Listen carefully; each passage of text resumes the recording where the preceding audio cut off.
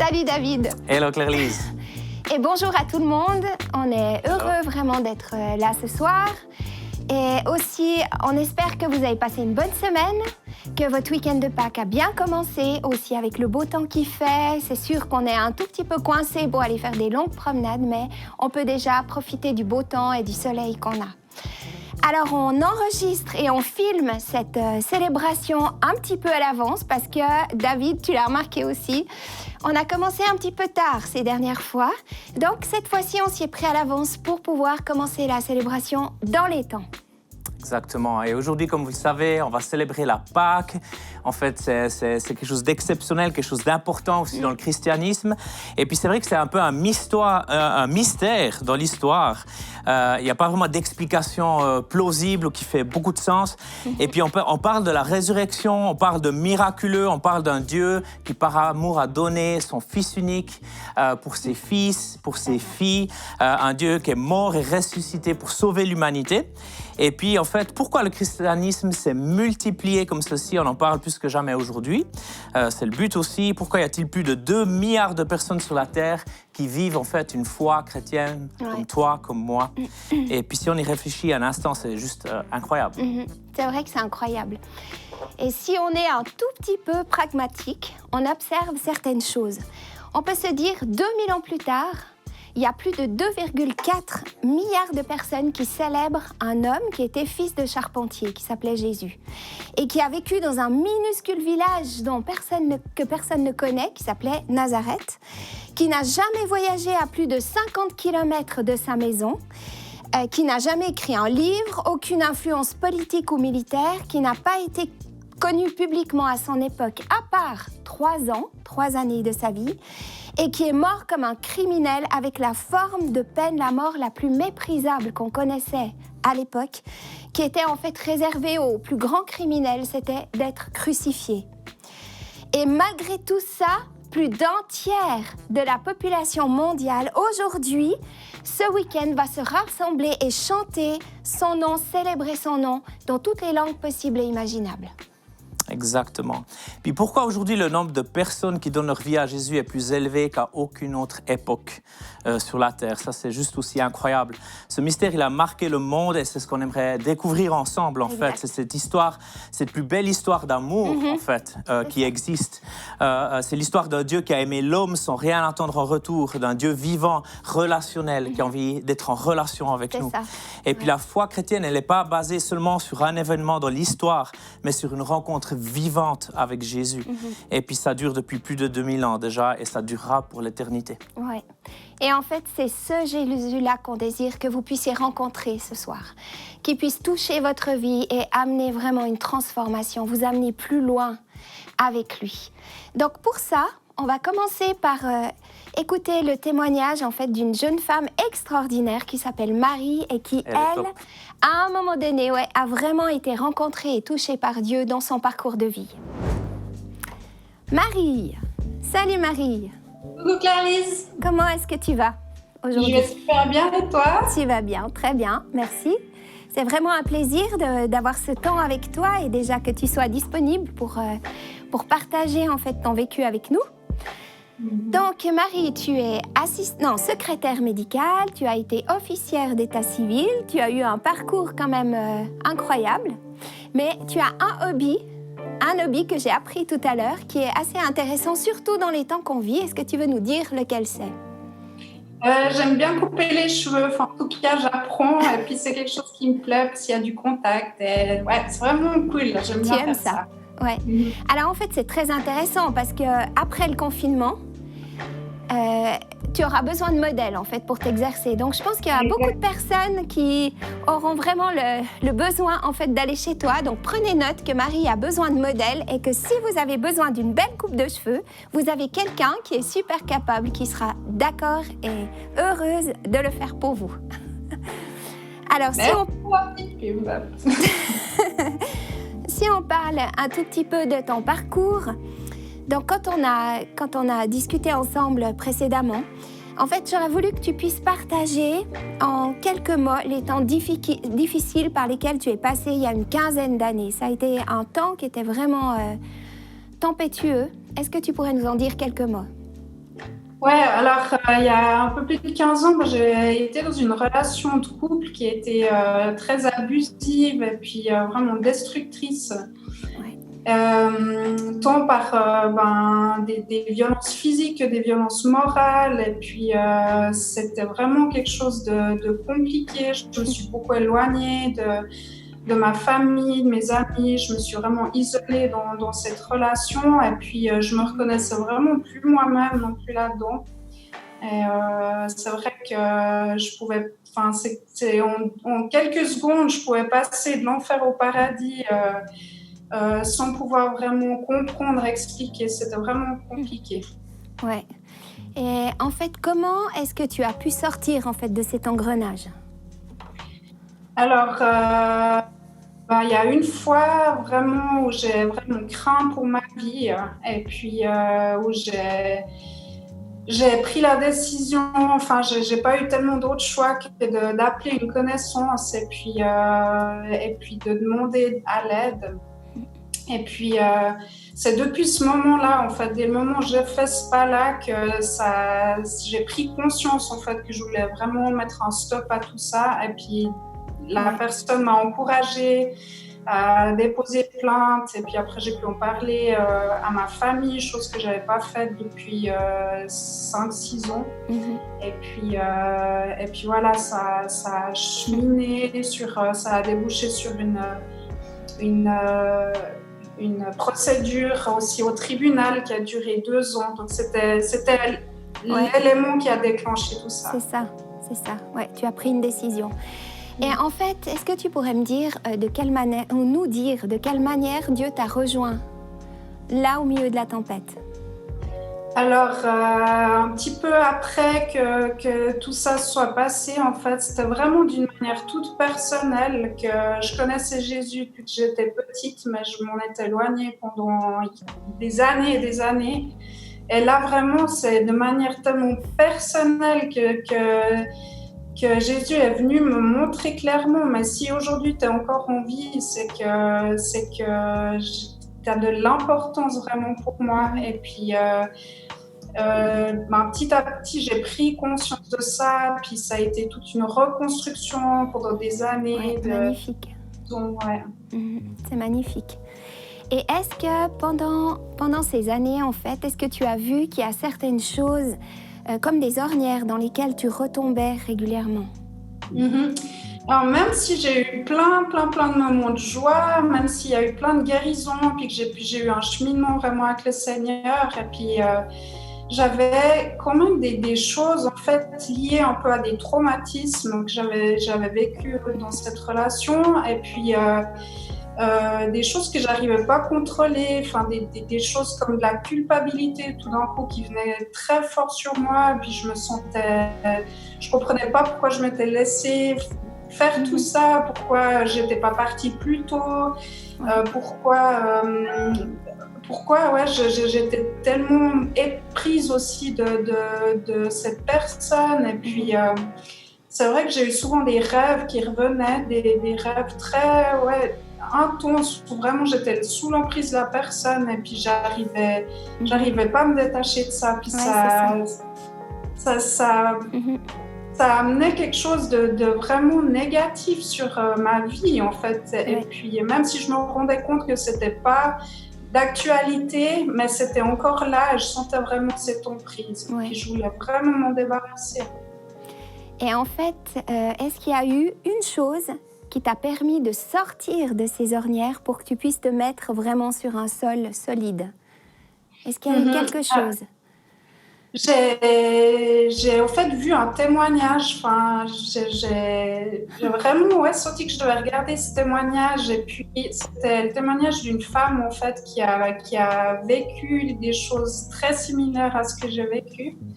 Et puis au travers de ce témoignage, j'ai compris en fait ce que j'avais besoin de comprendre depuis toutes ces années, c'était que non seulement j'étais pas coupable en fait de ce qui s'était passé, mais que la personne en fait souffrait vraiment de cette maladie qui est la perversion narcissique, et puis qui est aussi due à un traumatisme que la personne a elle aussi eu. Et du coup, ça m'a enlever cette culpabilité vraiment d'un coup, de me dire, mais en fait, c'est tout d'un coup, ce boulet est parti, et j'ai plus de crainte de me dire, mais si je me retrouve dans des endroits qui me rappellent certaines choses, ou même si des rêves revenaient, en fait, j'ai plus cette crainte du tout de revivre ces traumatismes. C'est une guérison totale, quoi.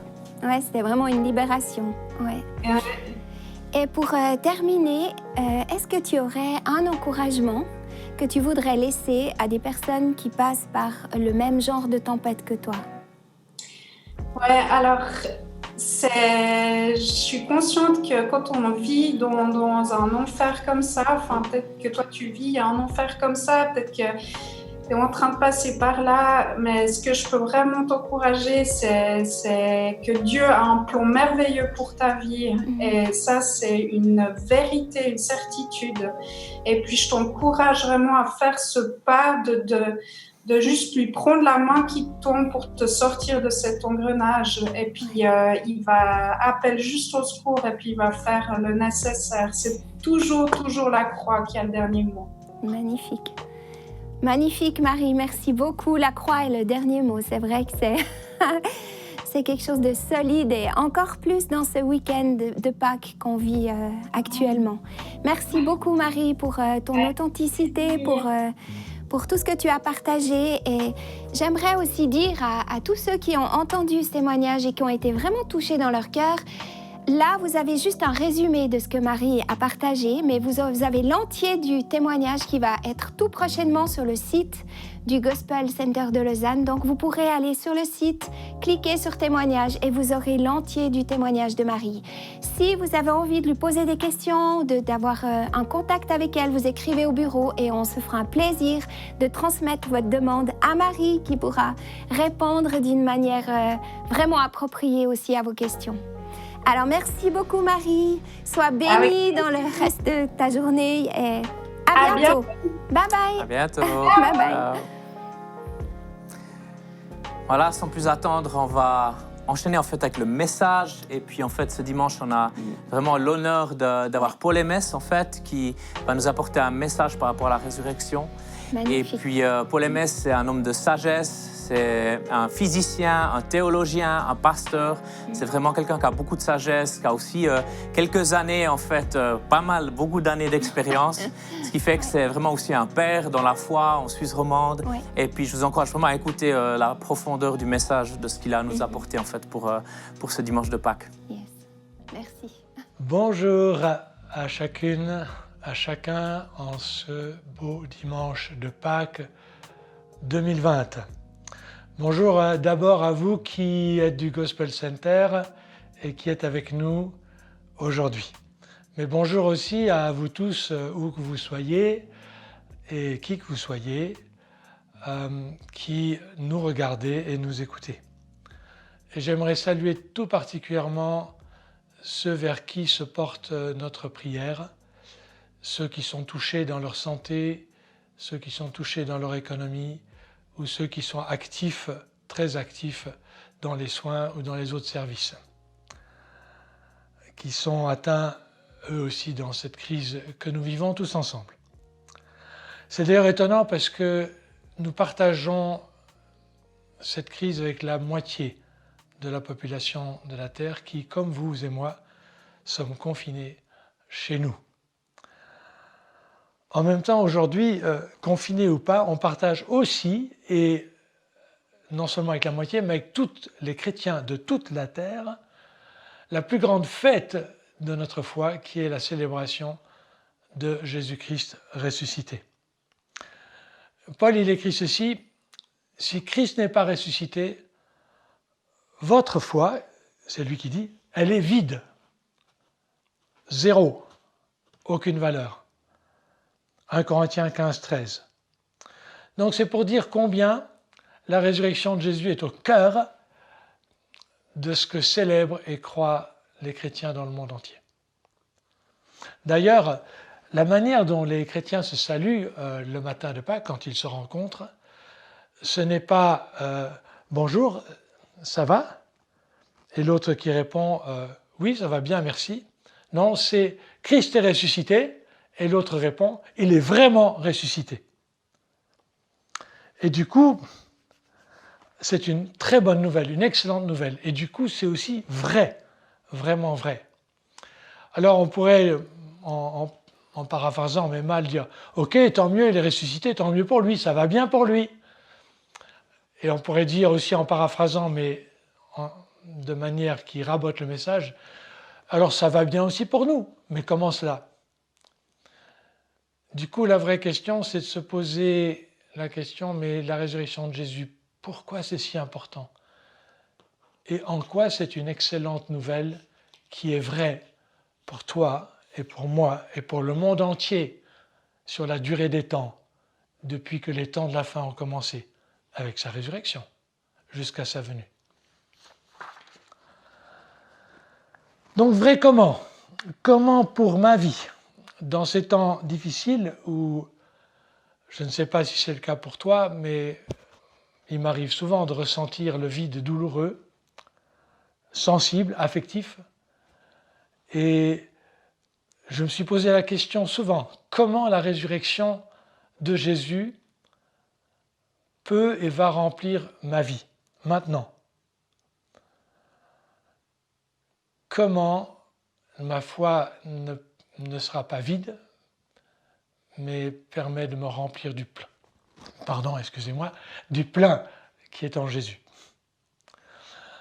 Alors on y vient, on va puiser dans la parole, et j'aimerais commencer par une parole de l'apôtre Paul, qu'on trouve dans Romains 6 au verset 4. Je la lis, « Nous avons été enterrés avec lui par le baptême dans sa mort, afin que, comme Christ est ressuscité d'entre les morts, par la gloire du Père, nous aussi, nous marchions en nouveauté de vie. » Donc Paul fait un grand mouvement qui passe par la mort, l'enterrement, jusqu'à la vie. Et il déclare que le but de la résurrection de Jésus, c'est que nous marchions, nous, en nouveauté de vie. Jésus est ressuscité, donc mon style de vie va se nourrir ou puiser dans une réalité complètement neuve. La réalité de sa résurrection. Mais comment sa résurrection va-t-elle pénétrer ma vie quotidienne? Parce que marcher, c'est mon style de vie, tous les jours, maintenant, au milieu de la crise. Paul, quand il parle de la résurrection, parle d'une vie nouvelle, d'une vie immortelle, de qualité pleine, sainte, pure, victorieuse du mal et de la mort. Il écrit dans Romains 6,9, « Une fois qu'il est ressuscité des morts, Jésus ne meurt plus. Et la mort n'a plus de pouvoir sur lui. » Mais il écrit ça pour lui, mais aussi pour nous. Donc il affirme que nous pouvons déjà maintenant, ici, en prémisse ou par le Saint-Esprit, dans un début réel, participer, être participant à sa vie de résurrection. En quelque sorte, déjà on peut vivre dedans maintenant sur la terre, un peu ou partiellement, à l'intérieur de nous-mêmes, dans ce que Paul appelle l'homme nouveau ou l'homme intérieur, habité par le Saint-Esprit. Et nous pouvons nous aussi déjà vivre une partielle victoire sur le mal, sur la mort, sur les tourments. En fait, le but même pour lequel Jésus est mort, c'est pour ressusciter, afin que le sang dont il est mort puisse purifier réellement nos cœurs de nos péchés et nous faire participer réellement déjà maintenant à sa résurrection. Alors c'est pas si facile à dire en mots que notre imagination peut saisir, cette union entre sa vie de ressuscité et notre vie, encore mortelle, mais déjà unie à sa vie immortelle. Alors, j'ai choisi pour nous un texte qui, j'espère, va nous aider à imaginer et à voir ce lien. C'est un texte où Jésus lui-même met en scène sa résurrection et notre vie quotidienne. Il se trouve dans Matthieu, chapitre 14, depuis le verset 22, et je vais vous le lire dans ma traduction personnelle. Aussitôt après, Jésus obligea les disciples à monter dans la barque et à le précéder sur l'autre rive, pendant qu'il renverrait la foule. Quand il l'eut renvoyé, il monta sur la montagne pour prier à l'écart. Et le soir venu, il était là, seul. La barque était déjà à quelques centaines de mètres du rivage. Elle était tourmentée par les vagues, car le vent était contraire. Entre 3h et 6h du matin, Jésus vint vers eux en marchant sur la mer.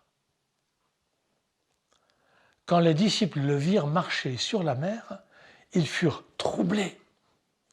Ils eurent peur. Et ils dirent « C'est un fantôme !» en poussant des cris « Ah !» Enfin, du genre. Jésus leur dit aussitôt « Courage, je suis là. N'ayez pas peur. »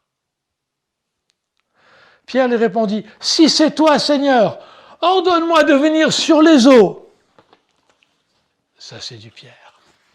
Jésus lui dit « Viens. » Pierre descendit de la barque, marcha sur l'eau et vint vers Jésus. Mais voyant le vent, il eut peur. Et comme il commençait à couler, il s'écria « Seigneur, sauve-moi !» Aussitôt Jésus étendit la main, le saisit et lui dit « Homme de peu de foi, pourquoi as-tu douté ?» Ils montèrent dans la barque, le vent tomba, ceux qui étaient dans la barque vinrent adorer Jésus et dirent « Tu es véritablement le Fils de Dieu. »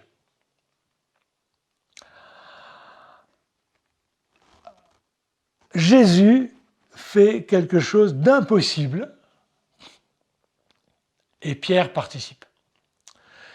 Jésus fait quelque chose d'impossible pour les capacités humaines, enfin à moins que toi tu saches le faire, donc invite-moi, je viendrai, c'est garanti. Marcher sur l'eau. Pierre désire participer et sur l'invitation de Jésus, il y va et ça marche. Au premier degré, quand on a un récit comme ça, il faut toujours se poser la question, mais à quoi ça sert ? La guérison du corona, ça sert à quelque chose, évidemment, mais marcher sur l'eau, à quoi ça sert ? Eh bien justement, ça ne sert à rien dans le naturel, ou quasiment à rien. D'ailleurs, ce n'est pas un de ces miracles qu'on a vu se reproduire très souvent. Et pourtant, Pierre désire y participer. Donc on a ici un récit où, manifestement, Jésus veut nous mettre en scène quelque chose d'autre, nous parler d'autre chose que de d'épater la galerie et de dire « Regardez-moi, tout ce que je sais faire ». Pour savoir de quoi et pour faire le lien avec ce qui nous occupe en ce jour de résurrection, je n'ai pas oublié, j'ai 4 indices.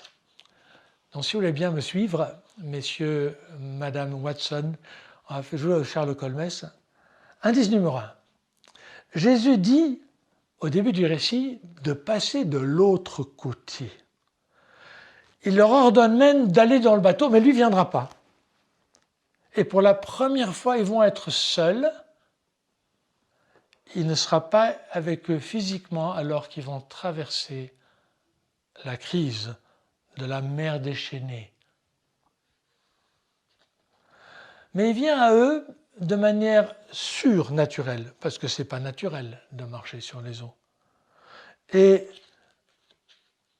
l'indice nous dit ceci, Jésus va bientôt mourir pour ressusciter. Et bientôt, ils vont avoir sa présence auprès d'eux, non pas physiquement, on ne pourra plus le toucher, plus le voir, plus le sentir, mais ils auront sa présence autrement, comme ressuscité invisible. Il y a un passage qui va se faire. Il y a une autre relation. Et c'est comme si Jésus met en scène, ça va bientôt venir. Et là, c'est un entre-deux. Je vous montre que je vais venir à vous de manière surnaturelle. Vous me voyez encore, mais bientôt vous ne me verrez plus. L'indice numéro 2, si jamais vous n'étiez pas déjà convaincu, la barque était déjà à plusieurs centaines de mètres de la terre, dit le texte, et puis elle était tourmentée par les vagues. Les vagues de la mer tourmentent le bateau. Dans l'évangile de Matthieu, si vous regardez en détail, vous verrez que le mot tourmenter est utilisé pour déclarer des puissances mauvaises qui rendent malades, qui rendent fous, qui paralysent par la peur, qui font souffrir et qui font mourir. Oui, des puissances démoniaques. C'est un mot utilisé pour la puissance de la nuit, les puissances spirituelles mauvaises qui veulent du mal aux humains et les tuer. Et là, ils traversent vraiment cette crise majeure dans leur vie.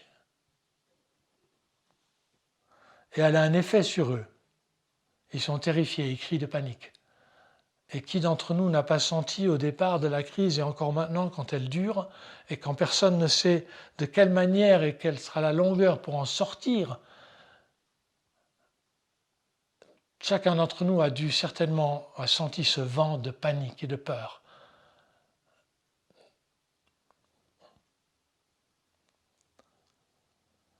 Ils sentent le danger de mort et Jésus marche sur les eaux. Marcher dessus, sur des vagues de tourments et des puissances spirituelles mauvaises, c'est dire, c'est mettre en scène « je suis victorieux, je règne par ma croix et ma résurrection, j'ai la victoire sur toutes les puissances démoniaques qui veulent du mal, détruire les hommes, briser l'économie, tourmenter ». Jésus annonce là aussi la puissance de victoire de sa résurrection en marchant sur les eaux du tourment. Indice numéro 3, très court. Les disciples ne reconnaissent pas Jésus et croient que c'est un fantôme. Alors ils crient parce qu'ils ont peur des fantômes. C'est un peu ridicule, hein ? Mais voilà, chacun a ses faiblesses et dans nos faiblesses, on est toujours un tout petit peu ridicule quand on panique et qu'on commence par là. On a besoin d'avoir un peu d'humour sur soi aussi. À la résurrection de Jésus, ils ont aussi la peine à le reconnaître. Chez Luc, dans 23-37, ils croient même voir un esprit. Mise en scène, en avance, de la manière dont le ressuscité vient tout près de ceux qui croient. Indice 4, le dernier. Quand Jésus est ressuscité, dans Matthieu et tous les évangiles, il rencontre ses disciples. Et dans Matthieu, il y a deux choses qui sont communes avec notre récit. Un, ils ont des doutes, comme ici. Et deux, ils se prosternent et l'adorent, comme ici. Les mêmes mots, très proches, comme ici. Nulle part ailleurs dans Matthieu. Alors, si ce récit n'était pas juste pour épater la galerie, mais une mise en scène par avance prophétique pour nous enseigner c'est quoi vivre en lien avec le ressuscité, invisible, qui vient vers nous, même dans le tourment des crises les plus graves.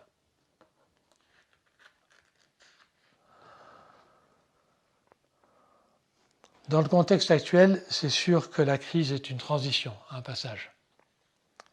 Et c'est sûr qu'elle est grave. Alors tout le monde est dans le même bateau. Ça, c'est vraiment unique. Elle est accompagnée de tourments et de paniques qui viennent des puissances spirituelles de la nuit, qui veulent détruire l'économie, qui veulent détruire la santé. Elles sont diaboliques. Et pourtant, en même temps, comme dans le texte, Jésus n'est pas à la source des tourments, de la maladie, de la mort, mais il permet le passage, la traversée du lac.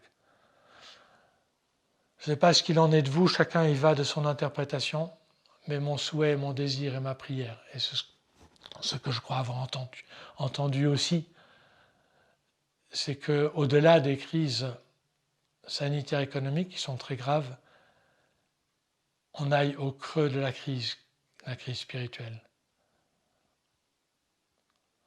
pour que l'essentiel qui est invisible aux yeux puisse à nouveau se voir, se croire et devenir important. Je ne sais pas, personne ne sait, pour aucune des crises où ça va aller exactement. Mais je pense que tout mal, Dieu veut le changer en bien. Alors on revient à notre texte, qui est un texte de crise, comme vous l'avez compris, et un texte de résurrection pour notre quotidien. Jésus marche sur l'impossible. Parce qu'évidemment, il n'y a rien dans l'être humain, en toi et en moi, aucune capacité qui me permette de marcher sur l'eau. C'est-à-dire d'avoir la victoire, la paix, le calme, l'assurance qu'il entend mes prières et qu'il y aura un chemin pour moi dans ma famille, mes économies, mon entreprise et mon futur avec lui. Il n'y a rien en moi qui peut me donner une assurance à tout risque de ne pas être englouti. Rien. Tout est en lui qui est ressuscité et qui marche sur les eaux. Et le texte nous montre que Pierre, donc tous les croyants avec Pierre, ceux qui le désirent, peuvent marcher aussi cette marche surnaturelle de victoire et de paix. Mais cette possibilité n'est pas en nous de nature. C'est une création du ressuscité. Il crée la possibilité de foi, de confiance, de paix. Il la crée en nous par son esprit. La puissance de résurrection ne reste pas à distance, mais crée en nous la possibilité, mais toujours en lien à Jésus. Jamais du genre comme un Superman, voilà, je te donne une potion et puis tu deviens un Superman et tu as la potion, c'est bon. C'est toujours en lien avec lui. La contrepartie de cette création, qui n'existe pas en l'homme mais qu'il crée, c'est la confiance.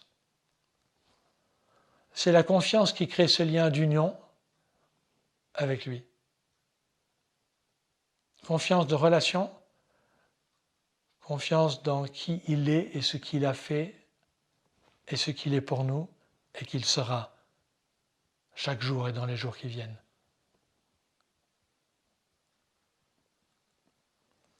Pierre, il l'a, il dit, si c'est toi Jésus, ordonne-moi de venir sur les eaux. Et Jésus lui dit très simplement, viens.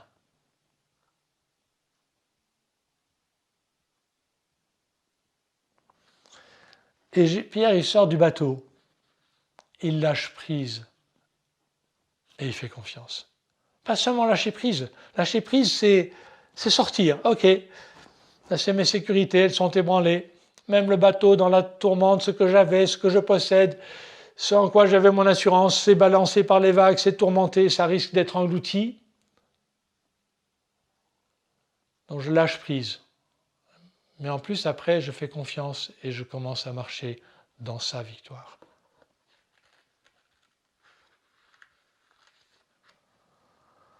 C'est seulement lui qui crée la marche miraculeuse sur l'impossible. Maintenant, vous me dites, oui, bon, c'est un peu abstrait, mais c'est vrai que ce n'est pas tout facile. Mais regardez un tout petit peu. Par exemple, vous et moi, probablement, si vous êtes déjà dans la foi, et ceux qui ne le sont pas et qui m'entendent, l'invitation est vraiment pour vous. Vous voyez, la confiance dans le pardon et la purification de nos péchés, elle est basée sur quoi? Elle est basée sur le fait, il y a 2000 ans, que Jésus est mort, que son sang a coulé et que ce sang, dans sa résurrection, est accueilli comme couvrant tous nos péchés, effaçant. Mais comment quelque chose comme cela, il y a 2000 ans, complètement invisible, est réel pour nous? Et c'est vraiment réel. L'effet est vraiment réel. Quand on l'accueille avec confiance et qu'on laisse cet effet se répandre, purifier, blanchir, là où nos péchés étaient comme l'écarlate, ils deviennent blancs comme la neige, Ésaïe. Ce qui fait que notre conscience est pure, qu'on redémarre comme un nouveau commencement. Donc ça, quand on a eu l'habitude de placer notre confiance dans ces réalités, quand on demande pardon, on reçoit le pardon, on peut se remettre debout, parce que notre foi s'est habituée à dépendre d'une réalité invisible faite par lui. De la même manière, mais peut-être c'est un peu neuf, on peut apprendre à dépendre de la réalité de sa victoire et de sa résurrection, de notre union à lui, dans les ressources qui sont en lui, sa paix, sa joie, son amour, sa présence. Sa vie, et que ça revienne réel pour nous. Mais parfois, on n'est pas habitué à dépendre de lui comme cela.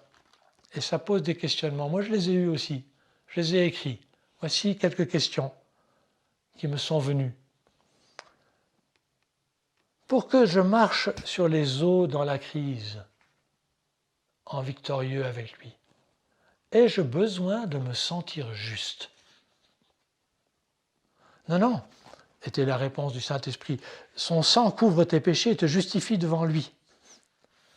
Fais confiance à ce que Jésus a fait. Mais ai-je besoin de me sentir fort pour marcher sur les eaux? Non, ta faiblesse, ce n'est pas un handicap. Pas du tout. Tu peux être complètement faible, te sentir faible, et ça n'empêche rien du tout son action de victoire en toi. Tu peux marcher sur les eaux, même en étant très, très faible. Et j'ai besoin de comprendre tout sur lui, sa résurrection, tout sur ses textes. Ça, c'est Paul l'intellectuel. Non, non, non. Il suffit ce que je te montre et te révèle. Va avec ce que tu as compris. Et j'ai besoin d'avoir tout fait pour. Ah, ça, c'est le Paul performant, perfectionniste. Et peut-être le toi aussi, dans cette même réalité. Non, non, non, non. C'est pas par ton travail que tu marches sur la victoire. C'est pas par tes œuvres, mais c'est en confiance. Et j'ai besoin de ressentir une foi forte pour être comme Pierre, ou sa présence forte pour regarder à Jésus. Non, non, non, non. Parce qu'avoir foi dans ta propre confiance, ta propre foi, ça c'est un cul-de-sac. Ça amène nulle part, c'est un mur. Et le ressenti, ce n'est pas une condition. Le ressenti, il vient après, quand tu as reçu. Et j'ai besoin de vouloir faire comme Jésus. Un désir très fort. Parce que parfois, voyez-vous, mon désir de lui, dans l'invisible, il n'est pas toujours aussi fort qu'il aimerait être. Non, non, il te donne suffisamment de désir pour faire le premier pas.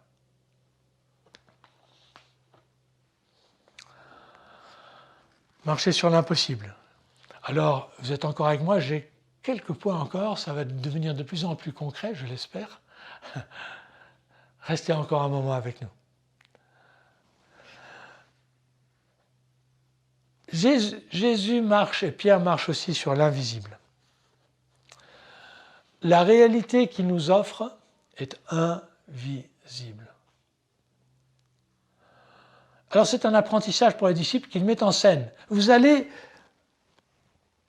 marcher dans une réalité invisible. Vous allez être citoyen d'un monde invisible. Vous allez participer à une vie de résurrection invisible. Paul écrit dans Colossiens 3, « Votre vie est cachée en Christ. » Maintenant, personne ne voit, même vous ne voyez pas, comment Christ habite dans votre cœur et où se loge le Saint-Esprit. Ce qui est très étonnant, c'est que l'ennemi qui nous fait face à tous aujourd'hui, le fameux Covid-19, dont on se souviendra dans l'histoire mondiale, il est invisible aux yeux naturels. Mais il est totalement réel pourtant. Ce qui est assez marrant, on se lave les mains à chaque fois qu'on touche une surface, à chaque fois qu'on pense avoir touché quelque chose de contaminé. On se lave les mains, mais je ne sais pas combien de fois par jour, même en étant confiné pourvu qu'il y ait des échanges de nourriture ou je ne sais pas quoi, ou aller en magasin, jusqu'à en avoir les mains rouges et rêches. Si vous pouviez sentir, j'ai les mains plus rêches que jamais. sont comme passés au papier de verre. Et pourtant, c'est au sujet de quelque chose que je n'ai jamais vu. Je n'ai jamais vu le savon enlever les virus de mes mains. Je ne sais même pas s'il y en avait, mais je les lave consciencieusement, comme ça, enfin comme tout le monde, quoi. Et puis dedans, enfin voilà, vous connaissez le truc. Et je pense que j'ai raison de le faire et que c'est pas stupide. Pourtant, c'est totalement invisible. Et puis on garde les distances, et puis on ferme tout pour quelque chose de complètement invisible aux yeux naturels. S'il y avait des extraterrestres qui nous voyaient, ils disaient « Ouais, les humains, on les a visités, mais alors, ils sont complètement fous. Hein. Ils ont des bras pour s'embrasser, des bouches pour se faire des baisers, mais ils restent à distance, ils restent confinés chez eux, ils sortent pas. Mais on n'a rien vu, on ne comprend pas. »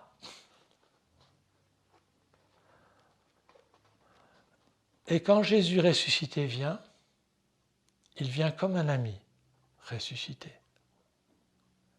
Mais il est invisible à tes yeux et à mes yeux naturels.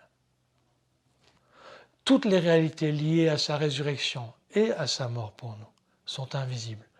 La joie, la paix, la force, l'amour, la confiance, la victoire sur le mal qu'on fait ou qu'on nous a fait et les compensations, les distractions, les désordres qui viennent aussi par les manques que nous vivons.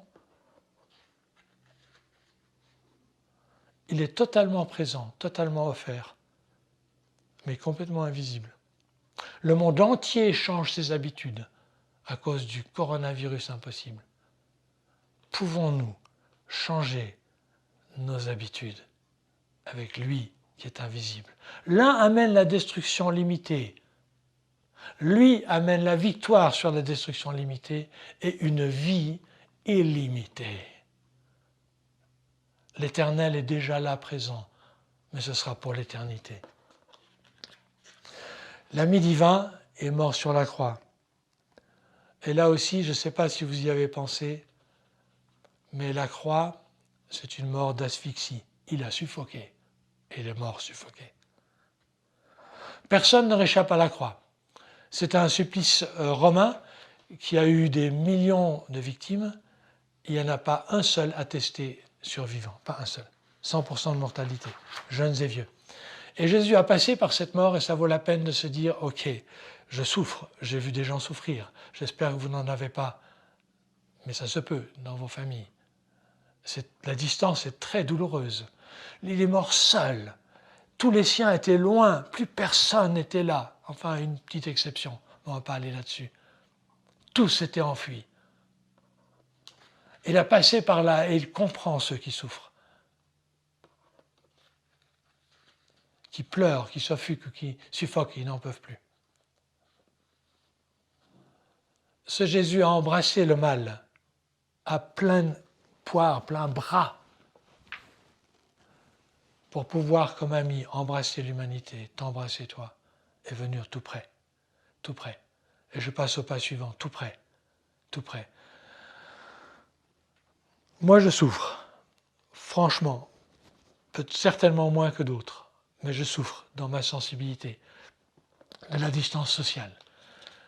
Les Skype ou Skype apéro ou autres formes de connexion par le réseau n'enlèvent pas la carence affective que je ressens. N'enlèvent pas que moi aussi j'aimerais quelques câlins de temps en temps, ou que j'aimerais pouvoir prendre, j'ai mon épouse qui est déjà un grand cadeau, mais prendre mes amis dans les bras, mes petits-enfants dans les bras, mes enfants dans les bras. La distance sociale pour éviter le pire.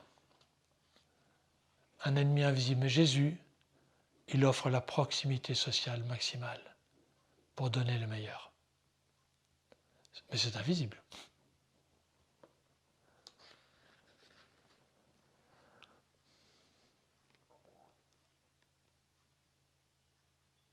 J'aime bien dire ceci, je vais le dire là.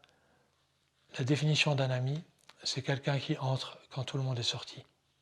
Et je pourrais rajouter, c'est quelqu'un qui entre quand plus personne n'a le droit d'entrer.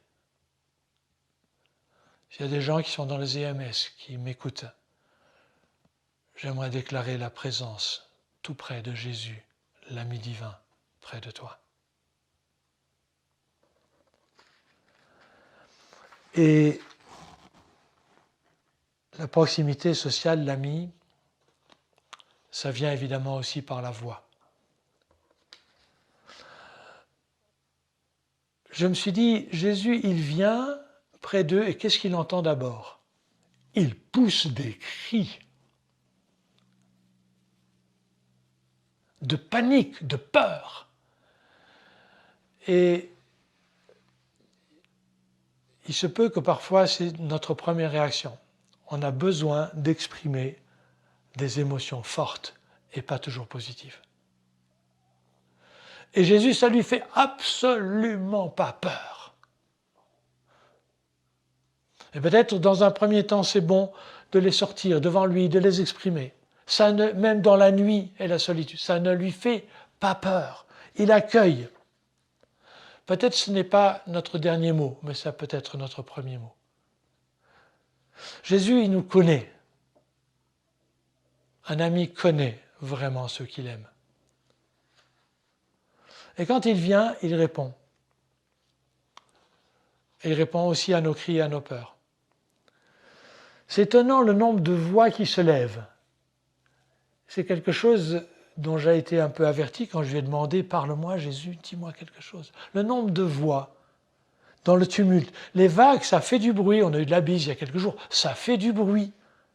Une tempête, c'est un tumulte, ça fait du bruit. Et puis les vagues, là, ça touche tous les pays, ou 191 pays, je crois, dans le monde. Et chacun analyse la vague, la taille de la vague, si elle grimpe très vite, si elle va rouler et entraîner beaucoup de morts, ou bien si elle va être plate, le plus plate possible, et combien de temps elle va durer. Et les gens mesurent les vagues. Et on est tous accrochés aux news pour entendre les voix qui analysent la durée des vagues et quand on va pouvoir déconfiner, parce que la vague a passé. Et je comprends cela, et moi aussi, j'écoute le téléjournal comme tout le monde. Les politiciens parlent, et les nôtres sont remarquables. Puis dans d'autres pays, on se dit « Oh mon Dieu, heureusement qu'on est en Suisse ». Petit bras d'humour. Excusez-moi s'il y a des Français, des Italiens ou d'autres qui parlent, surtout des Anglais et des Américains. On n'est pas là pour juger. Mais on est tous dans le même bateau, mais chacun a sa vague. Et alors, c'est tellement important de savoir que Jésus, il a une voix personnelle pour toi. Tu n'as pas besoin d'écouter toutes les voix, parce que sur la toile, dans les voiles de ton bateau, il y a des voix, des voix prophétiques, il y a des voix dans tous les sens, du meilleur et du pire. Mais rien ne remplace ce que lui te dit à toi. Et quand l'ami vient, tu peux lui dire tes peurs, mais tu peux aussi dire « Seigneur, dis-moi quelque chose dans mon cœur à moi ». Le tombeau, il est vide. Un mort, c'est silencieux. Mais Jésus est vivant et il parle. Il leur parle et il dit à eux, à tous les disciples, une parole plus générale. Courage, je suis là. N'ayez pas peur. Courage, je suis là au milieu de la crise, de la tempête et des vagues, au-dessus du tourment. N'ayez pas peur. Le dernier point qu'on verra, mais il sera très très court, malgré tout cela, Pierre, il a un moment de doute. Il participe à la résurrection de Jésus, il marche sur les tourments, il voit qu'il peut être dans la paix malgré l'atmosphère paniquante. Il est un peu tout seul, il en voit des tas d'autres qui restent dans le bateau, qui n'ont pas lâché prise, qui ne savent pas comment faire. Il marche, il est témoin de la réalité invisible. Comme chrétien dans le monde, il est témoin que Jésus est l'ami divin au milieu de la tempête et qu'il vient rassurer, sauver, aimer. Il est solidaire des souffrances et il renverse la mort, la peur et le mal en venant à nous par son esprit et le pardon. Mais il a quand même des doutes. Il a des doutes. D'où viennent les doutes chez Pierre ?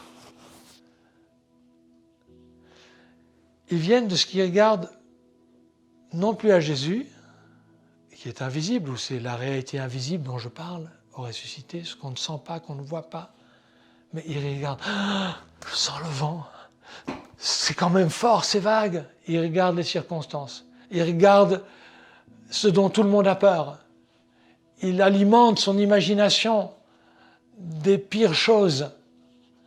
Et ça voile un peu, et puis peut-être beaucoup, ses yeux tournés sur l'invisible. Parce que le sensible, le ressenti, c'est beaucoup plus fort immédiatement à nos sens que l'invisible. Et pourtant, marcher par la foi et la confiance, c'est marcher non sur le ressenti, mais sur le regard sur l'invisible. 2 Corinthiens 4, 18. Nous regardons non pas aux choses visibles, mais à celles qui sont invisibles. Les choses visibles sont passagères, elles vont passer. Corona et les autres. Mais les invisibles sont éternels. Ce qui fait que c'est clairement aussi un temps où le Seigneur nous apprend à regarder à l'invisible, à s'exercer à cela pour les temps qui viennent, pour sortir grandi, fortifié de cette crise que nous traversons tous.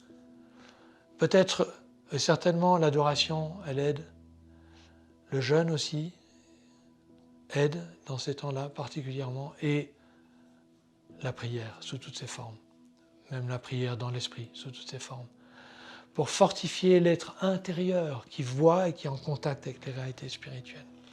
Et puis si jamais nous coulons, la main tendue de Jésus, saisie. C'est un temps de main tendue. Je suis tellement heureux des médecins, des soignants qui viennent, qui quittent même des zones de confort, de sport ou d'autres, parce qu'ils sont médecins, ils viennent aider, ils sont soignants, ils viennent aider, ils tendent les mains, ils touchent. Et tous les autres qui nous servent pour qu'on continue à vivre. Mais celui qui tend la main la plus forte, qui saisit l'être humain aux endroits où lui seul peut entrer dans le cœur profond, ça c'est une main invisible mais réelle, et il ne nous lâchera pas. Pierre coule malgré sa victoire, mais Jésus le saisit, ne le lâche pas. Et quand tu lui dis homme de peu de foi, ce n'est pas pour l'accuser, il veut dire mais je veux t'apprendre, je mets en scène la réalité qui vient où je suis invisible, je suis ressuscité, où ta foi va dépendre non pas de ce que tu vois, des circonstances, ni des capacités que tu as, mais de mes capacités et de ta perception spirituelle de mes capacités, de ta confiance en elles, non pas en toi. Je suis dans cet apprentissage, comme vous tous les jours, je m'exerce à téléphoner, à faire un Skype d'encouragement, une parole prophétique à ceux que le Saint-Esprit me met à cœur, tous les jours des personnes nouvelles. Je suis content quand un ami me téléphone. Je suis comme un gamin qui dit « Oh, quelqu'un a pensé à moi !» Je suis sensible à ces gestes que l'on fait les uns pour les autres. La solidarité est super importante. Aussi en argent, si on a un petit peu plus de moyens qu'on peut donner ou qu'on peut baisser un loyer, ou qu'on peut... c'est tellement important. Mais le plus important reste ce que j'ai essayé de partager et qui est la source de tout le reste. Comment on peut encourager les autres si on n'est pas nous-mêmes ceux à qui il dit « Courage, aie confiance, n'aie pas peur, je suis là ». J'étais bien assez long, j'aimerais prier pour terminer. Seigneur Jésus, merci pour cette parole que tu nous as donnée. J'aimerais te prier pour tous ceux qui sont là avec nous aujourd'hui. J'aimerais te prier, Père, dans le nom de Jésus, que ton esprit crée en eux la paix et la confiance en toi. Viens, Saint-Esprit, remplis la chambre où ils sont, remplis leur cœur d'assurance, donne-leur le courage de regarder à l'invisible, donne-leur la grâce de lâcher prise sur les fausses sécurités. Permets-leur de marcher sur l'eau comme Pierre. Que vos pieds dans la foi se tiennent sur le solide de ce qu'il a fait. Que vos oreilles dans la foi écoutent la voix de Jésus d'abord et avant tout pour toi. Ouvre les oreilles, ouvre les yeux pour que nous puissions voir où tu es ce que tu fais au milieu de la crise. Et que nous sachions avec toi qui encourager, qui soutenir. Que ta bénédiction s'étende sur nous. Joyeuse Pâques. Il est ressuscité. Et vous avez le droit de répondre. Et je dis Amen. Bon dimanche, bon confinement et bénédiction sur tous les enfants, toutes vos familles, tous vos proches. À bientôt.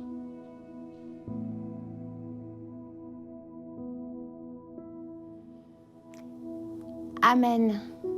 Un magnifique message vraiment qui est tellement rempli de cette présence de Dieu, de cet amour de Dieu.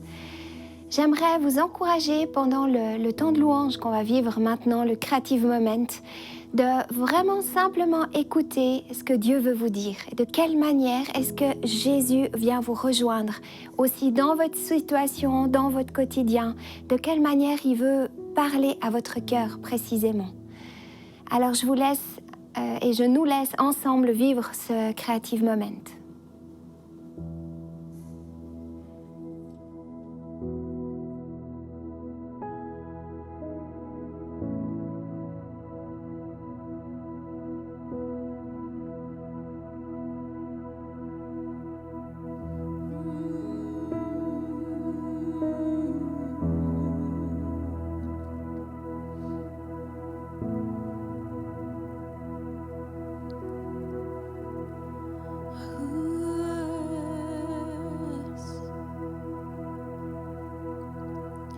Tu es là, présent parmi nous. Oui, je t'adore, oui, je t'adore. Tu es là, agissant parmi nous. Je t'adore, oui, je t'adore. Tu es là, tu restaures les cœurs brisés. Oui, je t'adore, oui, je t'adore. Tu es là, transformant nos vies.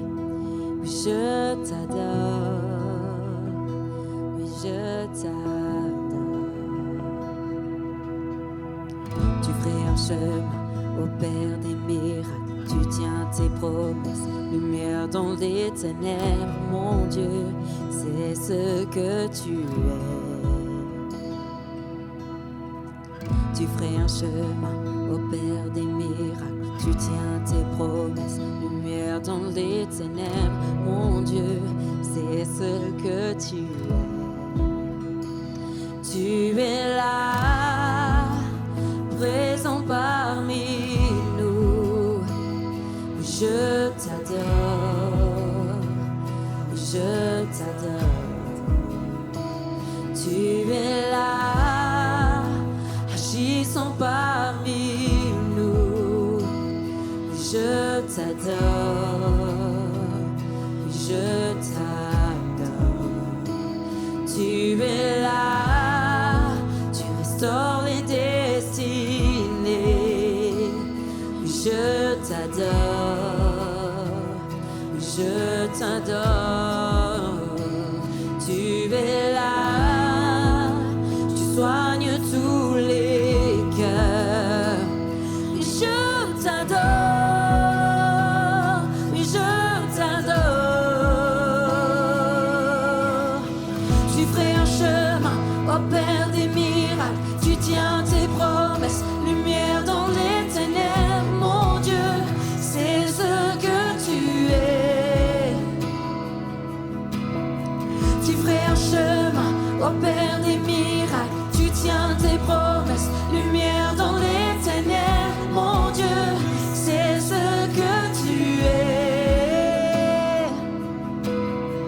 Tu ferais un chemin au Père des miracles, tu tiens tes promesses, lumière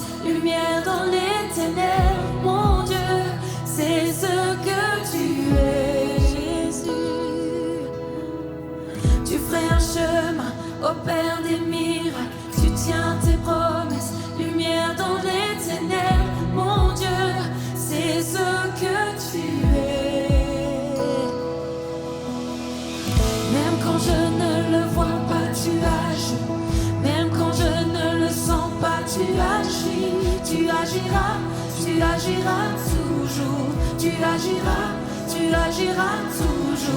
Même quand je ne le vois pas, tu agis. Même quand je ne le sens pas, tu agis. Tu agiras toujours, tu agiras toujours. Même quand je ne le vois pas, tu agis. Même quand je ne le sens pas, tu agis. Tu agiras toujours. Tu agiras toujours. Même quand je ne le vois pas, tu agis. Même quand je ne le sens pas, tu agis. Tu agiras toujours. Tu agiras toujours. Tu ferais un chemin au clair des miracles. Tu tiens tes promesses, lumière dans les ténèbres. Mon Dieu, c'est ce que tu es. Tu ferais un chemin au clair des miracles. Tu tiens tes promesses, lumière dans les ténèbres. Mon Dieu, c'est ce que tu es. C'est ce que tu es. C'est ce que tu es. C'est ce que tu es. C'est ce que tu es. C'est ce que tu es. C'est ce que tu es. C'est ce que tu es. C'est ce que tu es. Oh Jésus, tu tiens tes promesses de la paix. Tu tiens tes promesses, Jésus. Prince de la paix. C'est qui tu es. Prince de la paix. C'est toi qui m'entoures de tes bras d'amour. Et tu me conduis. Amen. Au prince de la paix. Au prince de la paix. Je donne tout. Merci Jésus. Oui, je t'aime. Oui, je t'aime, Jésus. Mon prince de paix. Oui, je t'aime, Jésus.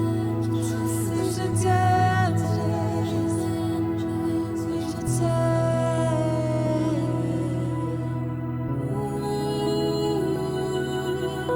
Je t'aime, Jésus. Toi, soit la gloire, à toi la puissance. Jésus, Jésus, Jésus.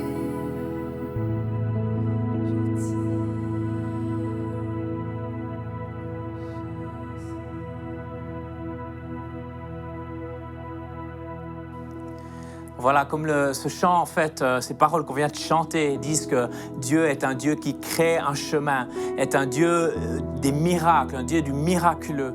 On croit vraiment, en fait, dans ce Dieu des miracles, dans ce Dieu de l'impossible.